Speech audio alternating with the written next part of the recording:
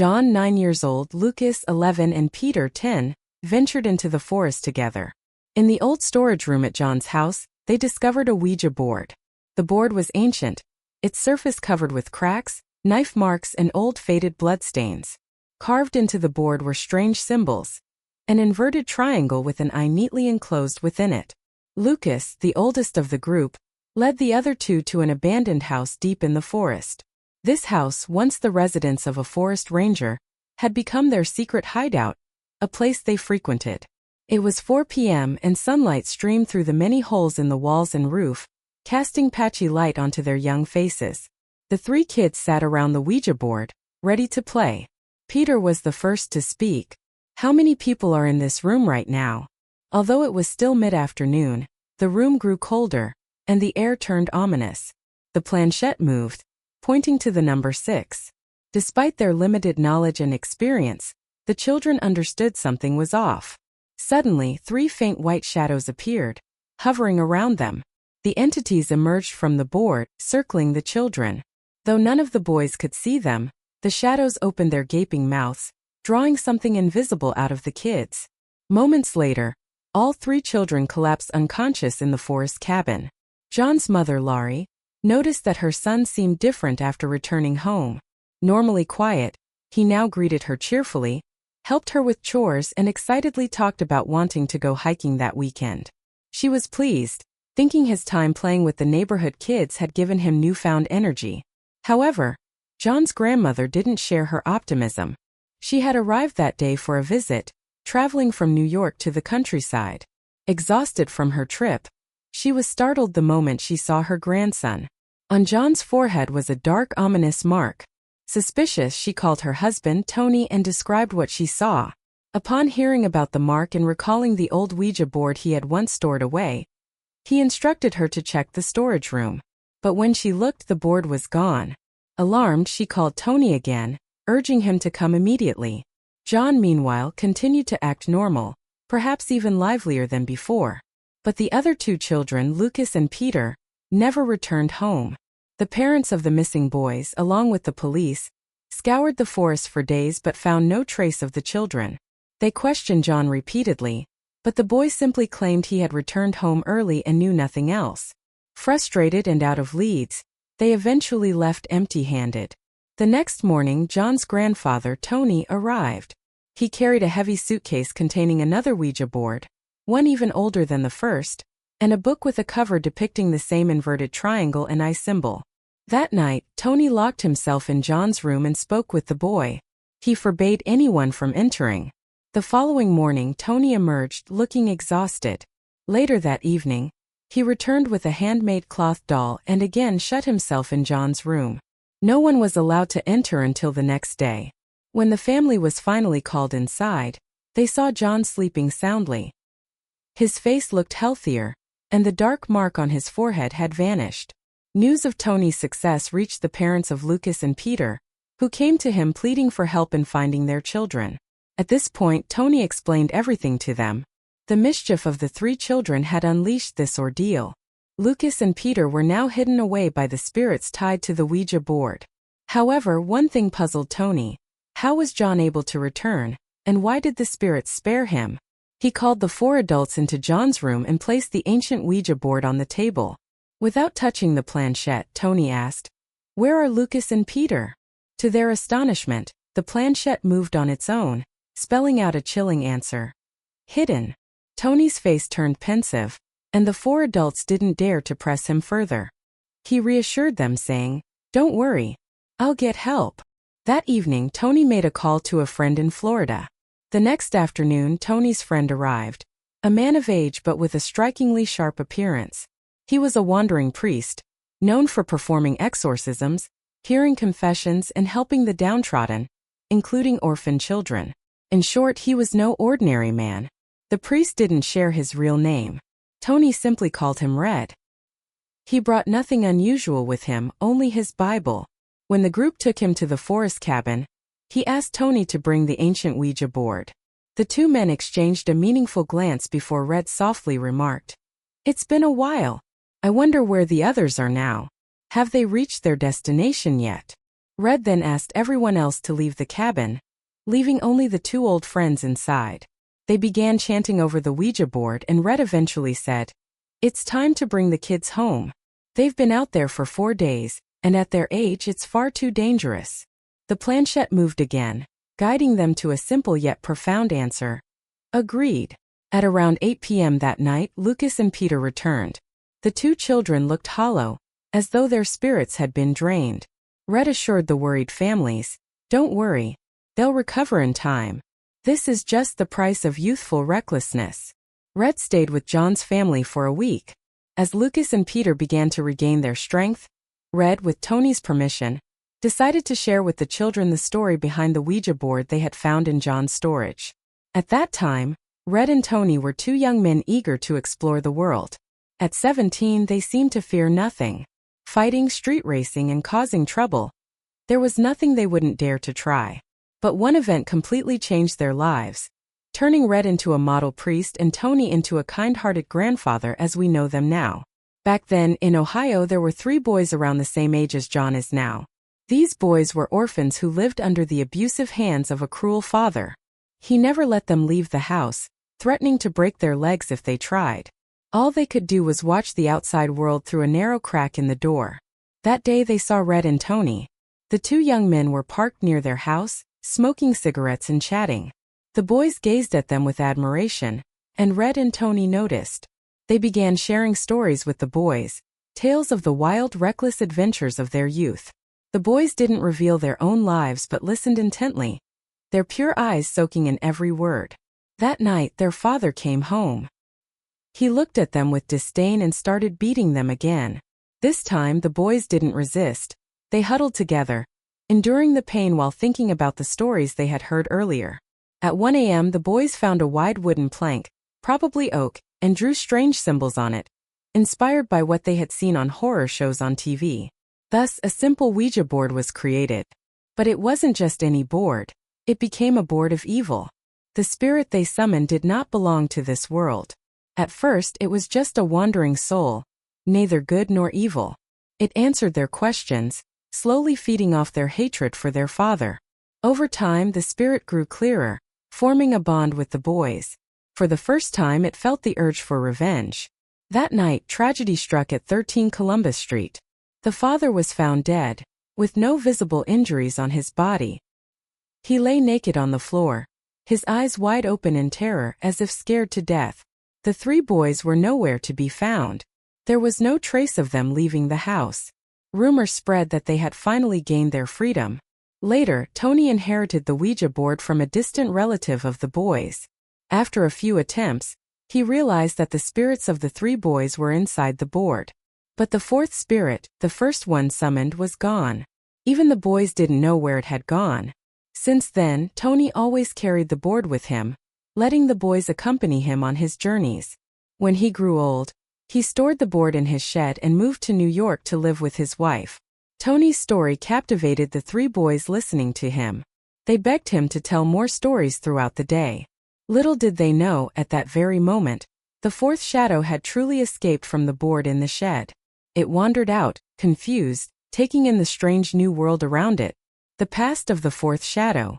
Before becoming a wandering soul, the 4th shadow was once human. He was a young man named Elliot, living in a small village deep in the Appalachian Mountains during the late 19th century. Elliot was ordinary in many ways, but inside him burned a longing for freedom, a desire to escape the invisible cage of his small village, where fear and superstition ruled every aspect of life. The villagers worshipped an ancient entity they called the Guardian of Shadows. They believed this entity protected the village from calamity, but in return, a soul had to be offered to it each year. No one knew what truly happened to those chosen. They simply disappeared, and life in the village went on, or so it seemed. Elliot, however, never believed in such tales. He despised the fear the village instilled in its people. But then, at the age of 21, he was selected as the next sacrifice. Refusing to accept this fate, Elliot decided to flee. He wouldn't be another victim to a being he didn't even believe existed. On the night before the ceremony, Elliot escaped the village with only a lantern and a small dagger. He ran all night through the dark, winding forest paths, But just as he thought he was free, strange whispers began to echo around him. Voices calling from the shadows. These whispers weren't from anyone else but the guardian of shadows. Contrary to what the villagers believed, it wasn't a benevolent protector. It was a ravenous entity, feeding on fear and sacrifice. Its very essence was pure darkness, and it thrived on devouring the weak. To the entity, Elliot's attempt to escape was an act of defiance it could not allow. The entity pursued Elliot, not to kill him outright but to do something far worse. Imprison him and make him part of its being. Gradually, the darkness consumed Elliot. In his final moments he didn't die. Instead, he was torn from his body, becoming a disembodied soul. No longer human, no longer whole, Elliot was cursed to wander aimlessly, carrying within him a hunger and hatred akin to the entity that had claimed him. And then came that fateful night at 13 Columbus Street.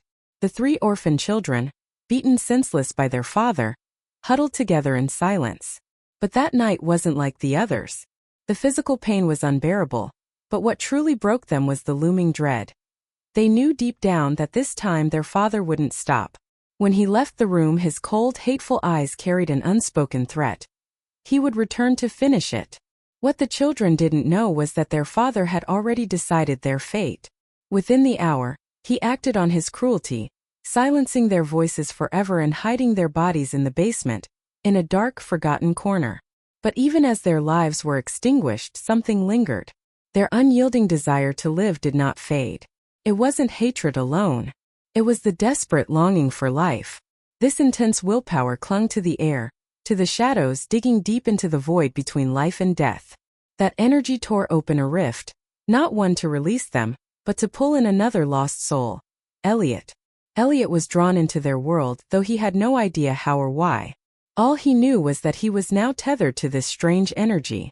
The children's pain, fear, and above all, their overwhelming yearning for freedom, resonated with him. Slowly, Elliot felt a bond forming between himself and the children. He wasn't merely a summoned spirit. He had become an extension of their will. But there was one thing the children couldn't control. Elliot was no longer human. He was a shadow consumed by bitterness and darkness. So when he saw the children's hatred toward their father, it wasn't just empathy he felt. It was action. The night of vengeance. Elliot borrowed the strength of the children's lingering essence to manifest a temporary form. In the dead of night, he faced the cruel father. Without lifting a finger, he unleashed pure terror. The father died not from violence but from sheer, overwhelming dread. His body crumpled, his lifeless eyes wide with horror. His soul was cast into an abyss from which there was no return. When the deed was done, Elliot intended to return to the children. But he realized they were gone. Their spirits had been bound to the Ouija board, trapped in the cycle of their desperate will to live. Elliot couldn't save them or himself. He vanished once more, becoming a formless shadow wandering between realms. And now the present, the 4th shadow has escaped the Ouija board. But it is no longer the Elliot it once was. Will the darkness within him once again consume the world around him? Or will this newfound freedom lead him to redemption, and perhaps even a way to finally free the 3 children? The past of the light Ouija board. The old Ouija board Tony kept in his shed was no ordinary tool. It was once a sacred artifact, created centuries ago to preserve the balance between light and darkness. A sacred origin. Thousands of years ago, when the world was young, light and darkness were not just concepts but opposing forces vying for control. In an era when darkness began to spread unchecked, a group of light sorcerers performed an ancient ritual to connect with the guardian of light, an eternal being born from the purest essence of light itself. The guardian of light was not a deity but a divine will, existing to protect souls from the encroachment of darkness. To maintain its connection to the mortal world, the sorcerers created a vessel, the light Ouija board. The board was crafted from the wood of the tree of life, a sacred tree growing atop a hidden mountain where sunlight touched the earth day and night. The sorcerers carved ancient sigils into the board's surface, representing life, balance, and light. At its center, they embedded a crystal said to be a fragment of a fallen star, believed to contain the purest essence of light. The board was not just a communication tool, it was a weapon. When activated by a pure-hearted individual, it could emit a blinding radiance, sealing away darkness and protecting vulnerable souls. But its power came with a cost. If someone with ill intent tried to use the board, the light would reject them, potentially causing disastrous consequences. The final battle and its fall into obscurity. As time passed, light gradually gained the upper hand in its battle against darkness, and the light sorcerers disappeared. The light Ouija board became a relic of history, passed down through generations. However, as its purpose faded from memory, the board was eventually forgotten. One day in the 19th century, darkness resurfaced. An ancient dark entity awoke and began spreading fear, trapping the souls of the weak. Rumors spread that the light Ouija board could rescue those souls and suppress the dark entity, but few believed it. In a final confrontation against the darkness, an old mystic sacrificed his life to protect the board. Before he died, he entrusted it to a worthy successor, warning that the light within the board would only reveal itself to one with true courage and a pure heart. The board finds its way to Tony. In the 20th century, the light Ouija board eventually found its way into Tony's hands. He received it from an enigmatic old man during one of his travels. The man handed over the board with a cryptic message. "This board holds the light of the stars. One day you will understand its purpose. Protect it, and never let darkness consume it." As a young man, Tony didn't understand the value of the board. He kept it as a mere antique stored away in his shed. But as the years passed and his experiences communicating with spirits deepened, he began to sense that this board was different. It wasn't just an object, it felt alive, waiting for the right moment to fulfill its purpose. The Guardian's warning. One evening, while Tony was staying in Ohio, the light Ouija board suddenly began to glow faintly. A subtle beam of light rippled across its surface, activating the ancient sigils carved into it. They lit up, resembling tiny stars in the darkness of the room. A gentle but urgent voice echoed in Tony's mind. "Be vigilant, Tony. Something is about to awaken. When the time comes, you will need the power of this light." Tony froze in place. The Guardian of Light's warning sent chills down his spine. Though he didn't yet understand what was coming, he knew the peace he'd been enjoying wouldn't last. He glanced at the light Ouija board, feeling its quiet presence beside him, waiting just like him, for a confrontation neither could avoid. Elliot awakens. A curse that won't let go. Elliot escaped the darkness of the Ouija board, but he was no longer the same. He was neither human nor entirely a spirit. Something had long since fractured his essence, leaving him as a vague presence adrift between realms, where dim light couldn't pierce through, and darkness couldn't fully consume him. In this state, Elliot felt a faint trace of energy. It was familiar, like a fragment of himself, a distant memory drained of life. The source of that energy was John, a boy he had never met. Yet, something about this boy drew Elliot in, perhaps because John had once been possessed by one of the 3 orphan children's spirits. When Elliot entered John, the first sensation he felt was an unusual kindness. It pierced him like a blade of light, cutting through a being that had been eroded by darkness. Yet, that same light made it impossible for him to leave. Elliot clung to John, partly to rediscover himself, and partly because he had nowhere else to go. The awakening of the Dark Guardian. Far away from John's world, deep within a cursed village where no one dared tread, the Dark Guardian opened his eyes. It wasn't the gentle light of dawn but a nightmare of swirling darkness pouring forth from the void. He had been dormant for decades, but now he was roused by something undeniable. A fragment of Elliot's soul, the one who had escaped his grasp, was stirring back to life. And not just that, it now carried something peculiar, something strange. The soul was a blend of light and darkness, making Elliot the perfect prey. To the Dark Guardian, Elliot wasn't just a traitor. He was a source of power, an irresistible energy that could make the Guardian whole. Leaving the cursed village behind, the Dark Guardian stepped out from the oppressive blackness that had confined him for so long. The roads leading out of the village were overgrown with roots, weeds, and the decay of time. But none of that mattered. He didn't need roads. He followed a trail only he could sense, a faint thread linking him to Elliot's soul.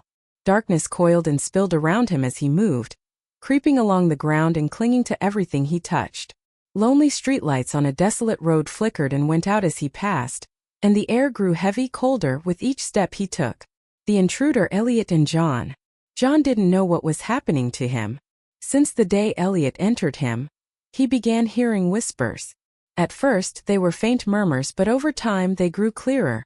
Words from a man's voice, sometimes angry, other times filled with despair. John couldn't tell anyone. He was afraid. Afraid that if he spoke, the thing inside him would fully reveal itself. But what John didn't know was that every time Elliot tried to take control, the dark guardian crept closer. Elliot, now trapped in John's body, could feel the impending danger. The being that had devoured him decades ago was following his trail. Elliot knew that once the guardian arrived, it wouldn't just be him. It would be John and anyone close to the boy who would face destruction. The threat draws near. Tony and Red prepare. Tony, with years of experience communicating with spirits, was the first to sense something was wrong. He couldn't see Elliot or the encroaching darkness, but he could feel an overwhelming unease in the air. A strange stillness before the storm. One night, while inspecting the light Ouija board, it began to glow again. This time the light wasn't soft but blinding, almost like an alarm. Tony heard a voice from the guardian of light, but it wasn't as gentle as before. Tony, the darkness is coming. Prepare yourself. You cannot fight it alone. Tony immediately contacted Red, his old friend who was now a priest. When Tony told him about the strange signs, Red wasn't surprised. Recently, he too had felt the presence of something unexplainable. They both knew that whatever was coming couldn't be handled with spiritual strength alone. The darkness arrives. On a moonless night when John and his two friends were staying at Tony's house, a chilling wind swept through the home. The darkness outside the windows seemed unnaturally thick, and for a moment, every light in the house flickered and went out. Elliot, inside John's body, felt it. He had arrived. And this time, the dark guardian didn't just want Elliot's soul. He wanted to obliterate all the light surrounding him. John, with his kind heart, had no idea what to do except to trust Tony and Red. But Elliot knew that if he didn't fight, none of them would survive the night. The battle begins. The darkness seeped into the house. The dark guardian's scream wasn't words but a sound so primal and overwhelming that the walls seemed to tremble, as if the shadows themselves were roaring. Tony placed his hands on the light Ouija board, while Red gripped his crucifix tightly. For the first time, light and darkness clashed directly, and the battle began. Not just to save John but to save Elliot, who now faced the darkness that had once consumed him for a second time. The final chapter.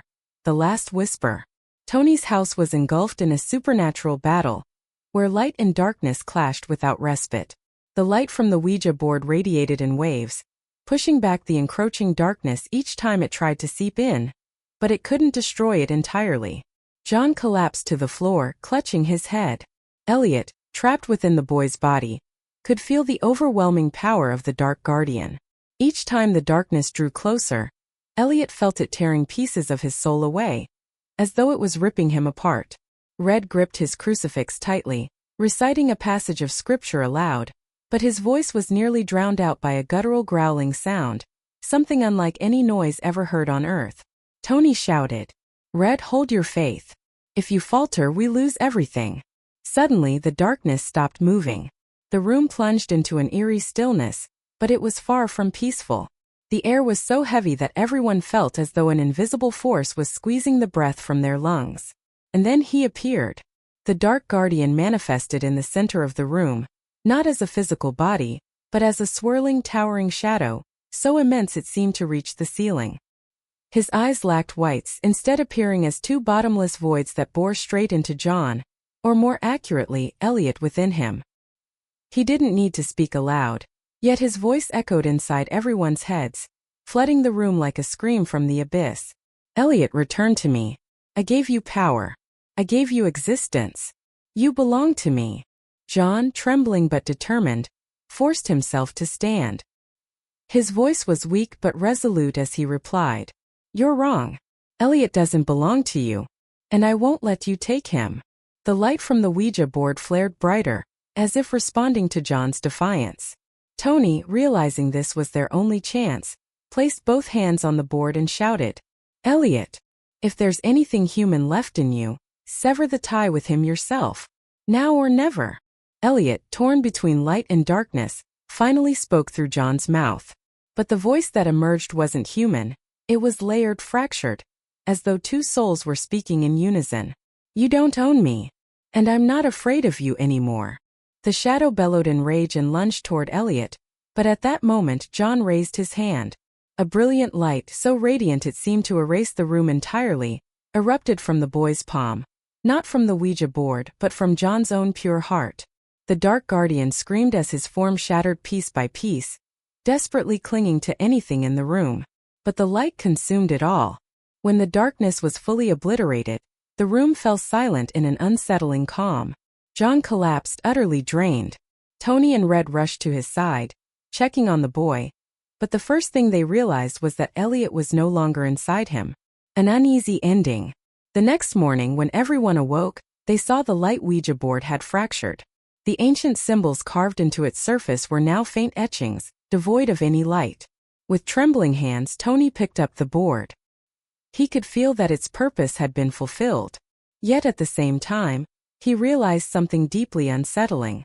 The light was exhausted, and if the darkness ever returned, there would be nothing left to stop it. The final whisper. When Elliot emerged from the void and returned to the world, he carried within him an undeniable change. Light and darkness swirled inside him, constantly clashing, like two opposing forces bound together in a single existence. Wherever he went, the traces he left behind sent chills down the spines of those who noticed them.